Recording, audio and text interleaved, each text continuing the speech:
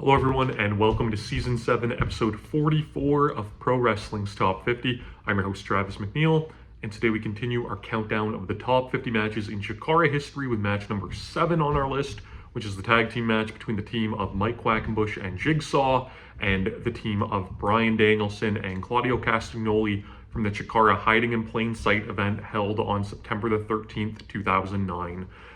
This match is an absolutely marvelous Bryan Danielson performance, and I've mentioned him in this countdown already, that Bryan Danielson is a performer that you certainly would not associate with CHIKARA or consider a CHIKARA wrestler in any way, shape, or form, but some of his matches are the most memorable in company history, and this one is one that I feel kind of goes under the radar a little bit, but boy, oh boy, is it great. And like I said, he is just absolutely a man possessed in this match and is so good. This match really feels like almost like an interpromotional grudge match. There's this simmering grudge between Bryan Danielson and Mike Quackenbush that comes to a head in this match. And it's so good, and it's funny to me because for a promotion that, you know, has done invasion angles like the BDK invasion, like, you know, Kevin Steen bringing in guys from Ring of Honor and so on and so forth, this to me is maybe the best all around, like, you know, interpromotional kind of grudge, you know, that New Japan versus, you know, UWFI, you know, style of grudge match where it's just like this simmering tension and these two guys that just want to knock the crap out of each other in Quack and Danielson. This match was a part of Bryan Danielson's final countdown tour. So before he went to the WWE, he wrestled a series of matches in Ring of Honor and also toured the independents wrestling guys like Johnny Gargano and like this tag match in CHIKARA and making all of these stops in these smaller independent promotions as well, wrestling Chris Hero in Pro Wrestling Guerrilla, you know, for example. So this is part of that tour. He comes in to do this final CHIKARA match. You know, we had the tension that built a little bit at King of Trios in that second round match between Team Uppercut and the Masters of 1,000 Holds. So we see that kind of carry over into this match here. Quack and Danielson had a singles match in 2009 for Ring of Honor, so there definitely is that tension that I've spoken of between them.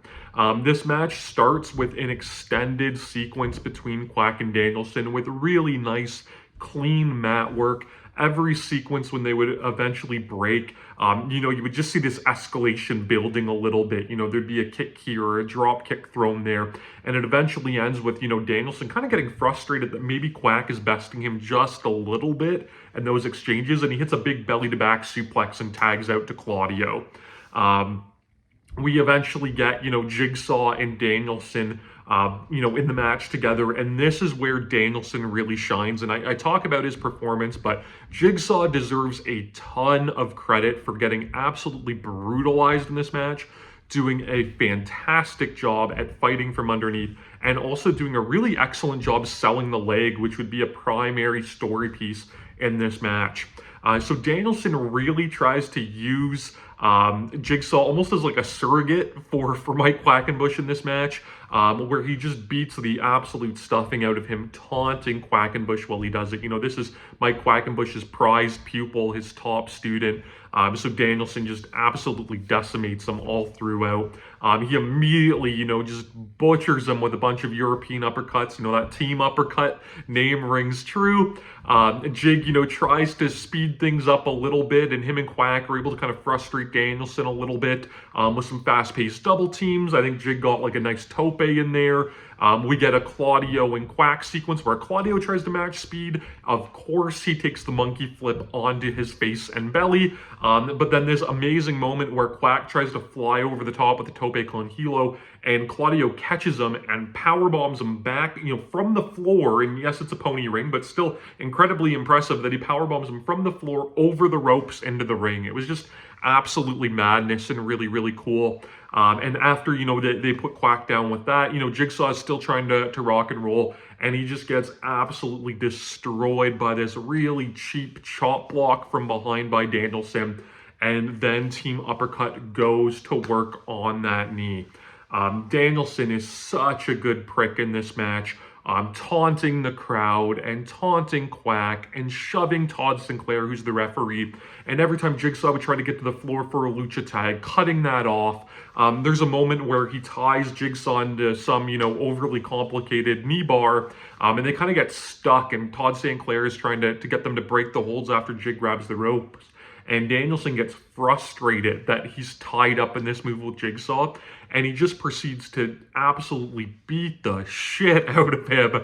And it's so good and feels so real that this man, feels that he's so much better than, for all intents and purposes, this student, although he's, a well-traveled, well-experienced student, he's a student nonetheless of his rival in this match. So, Danielson probably feels beneath him. I'm going to the WWE. This is some, loser CHIKARA student in a mask, that I'm being forced to wrestle right now. And he just absolutely decimates him. It's so brutal. And again, to Jigsaw's credit, he takes it like an absolute champ. Claudio is not one to be outdone in this match. This match really has 4 great performances, let's be honest, but he does a great job working Jigsaw's leg as well, hitting European uppercuts to the leg, which are so good. He does the giant swing, but with one leg that was just completely brutal. Every time Jigsaw tries to get a tag, Claudio just completely ragdolls him and slams him down.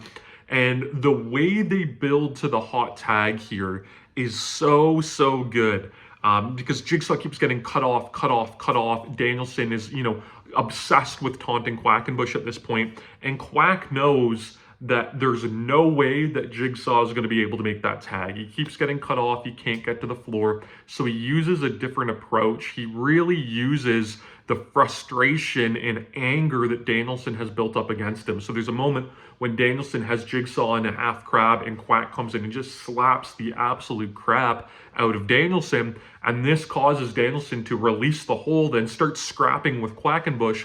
And while all this is going on, Jigsaw's finally able to roll out to the floor, which forces the lucha tag.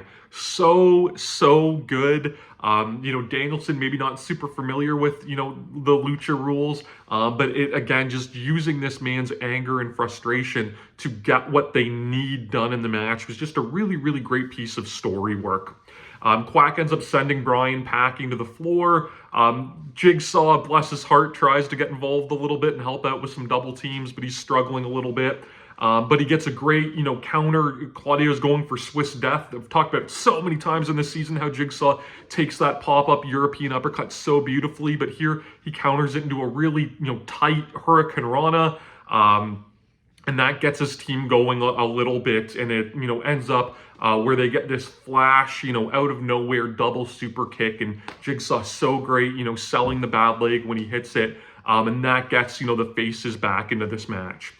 We get a moment that's really good where Danielson, again, just being a brutal prick, it hits a vicious dragon kick, just a kick right to the back of Mike Quackenbush, that bad back, that surgically repaired back, that's so well documented. So, again, just stooping to that level. He stooped to the chop block with Jigsaw, going to Quack's bad back, just makes him so unlikable in this match. And this is so great because this is a dude that's basically on his independent, swan song tour that obviously all the crowd, was very happy to see Bryan Danielson and wish him well into WWE. But to get the crowd to turn on him by actions like that really shows his mastery as a professional wrestler, and it's so good.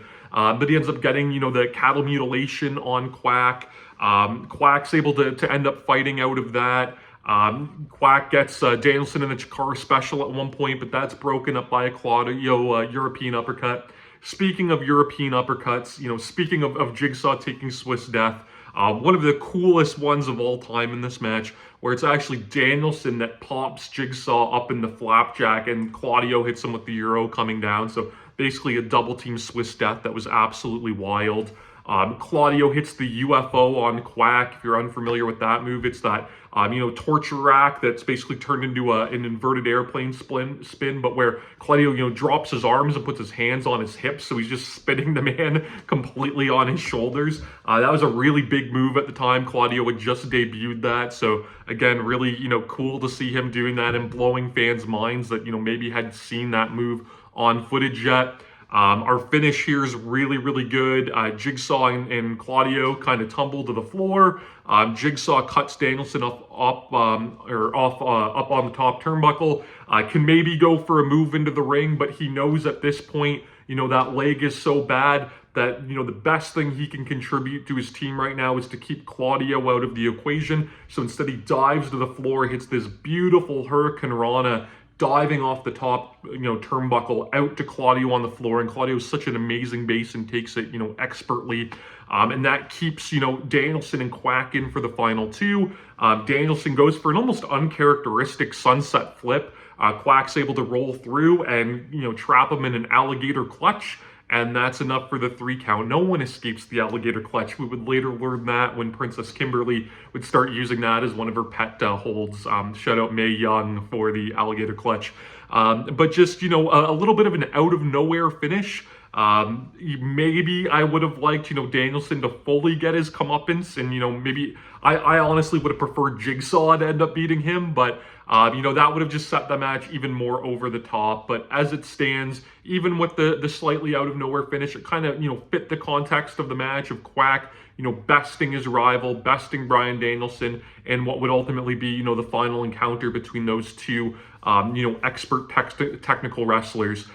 This match is so great. Like I said, 4 wonderful performances. I'm so happy we got this match while Danielson was still on the independents. He would actually come back for 2 more matches in CHIKARA during that weird layoff period where he was fired from the WWE in 2010 before returning at SummerSlam. He'd have 2 really good matches with Eddie Kingston, which was a dream match at the time, and Tim Donst as well, who was, the biggest up-and-coming heel in CHIKARA at that moment.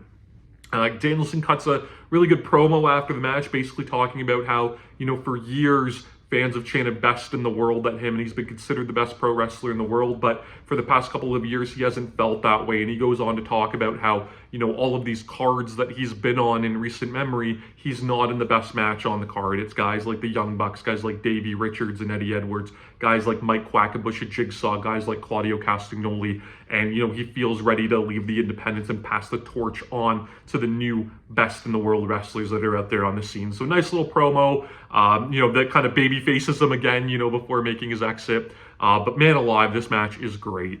You can watch it, of course, on independentwrestling.tv. I believe it's also available for free on CHIKARA's YouTube channel. If that is the case, I will link it on my Twitter. Speaking of Twitter, you can follow me on Twitter and Instagram at Wrestling50. Subscribe to the channel here on YouTube so you never miss a video. And please join me again next time as we continue to count down Pro Wrestling's Top 50.